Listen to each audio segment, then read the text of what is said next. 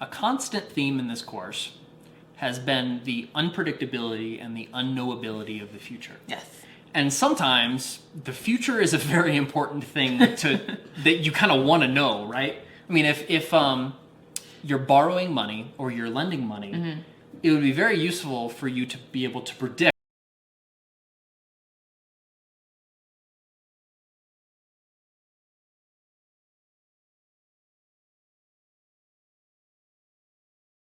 databases and all this stuff that are all trying to predict interest rates. And the thing is, it's kind of the modern equivalent. The same thing is like, stock analysts that will look at a particular company and say, oh yeah, 2 years from now, this company is going to be worth 3 times what it is right now. Or yeah, that company is going to tank tomorrow. Right. The thing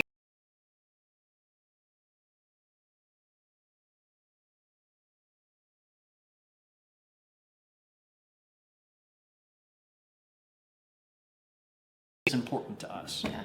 And, mental simulation and pattern matching, basically predispose us to try to do this.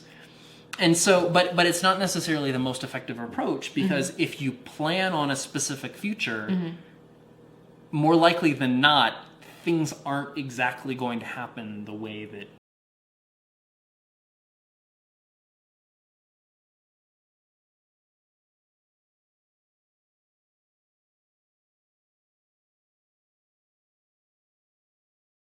in favor of a different approach. Okay. And that approach is called scenario planning. Okay. Okay. So instead of saying, this is what I think we're going to happen, we're going to operate under the assumption that this future is going to come true. Okay. Scenario planning takes the approach of, I don't know what's going to happen. Many things could possibly happen. There are different scenarios, different probabilities, different things that may or may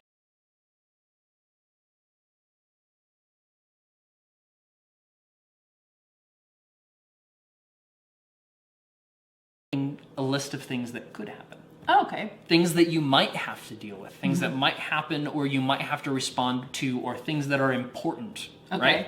So like from the best to the worst and everything. Yes, in between. exactly. So Okay. all the way from your absolute doomsday scenario to everything going, as perfectly well as you possibly could imagine. Okay.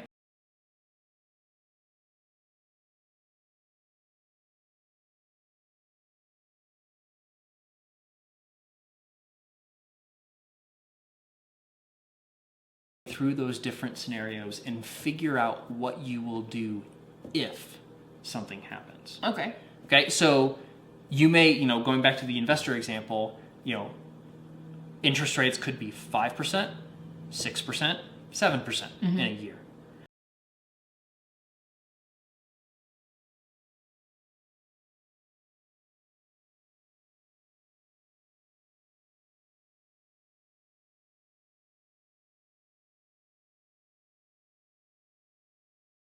Side at P&G selling new products was about the time that gas prices skyrocketed. Yeah.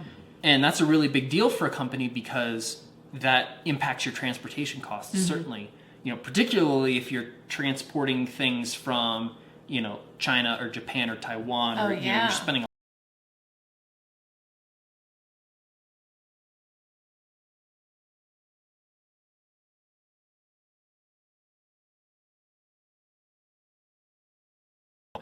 And so we weren't able to figure out what exactly oil prices would do. Would they continue to go up? Would they come back down? Would they stay where they are? Who knew? Right. So the best way to prepare was to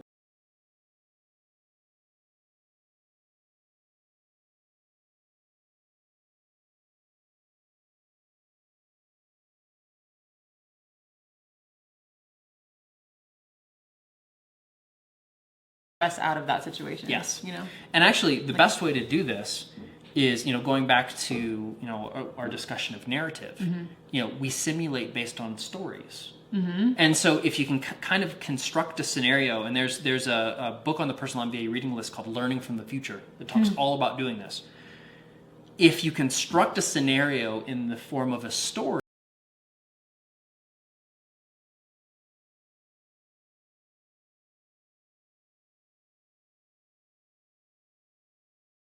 right now, What am I going to do? And the more you can do that, and Learning from the Future talks about setting up a process to do this, so you're doing it all the time, you're doing it regularly. No matter what happens, you can set yourself up in such a way that you'll be okay. Cool. Some scenarios are probably better than others, but even if something